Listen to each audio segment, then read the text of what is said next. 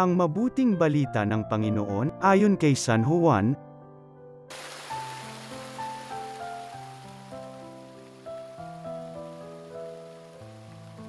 Madilim-dilim pa ng araw ng linggo, naparoon na si Maria Magdalena sa libingan. Naratnan niyang naalis na ang batong panakip sa pinto ng libingan. Dahil dito, patakbo siyang pumunta kay Simon Pedro at sa alagad na mahal ni Jesus, at sinabi sa kanila, "Kinuha sa libingan ang Panginoon at hindi namin alam kung saan dinala."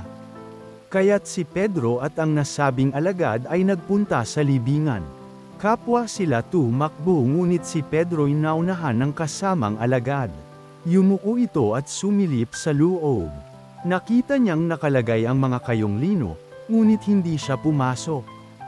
Kasunod niyang dumating si Simon Pedro at tuloy-tuloy itong pumasok sa libingan. Nakita niya ang mga kayong lino, at ang panyong ibinalot sa ulo. Hindi ito kasama ng mga kayong lino, kundi hiwalay na nakatiklop sa isang tabi. Pumasok din ang alagad na naunang dumating, nakita niya ito at siya'y naniwala. Hindi pa nila nauunawaan ang nasa saad sa kasulatan, na kailangang muling mabuhay si Jesus. Ang mabuting balita ng Panginoon.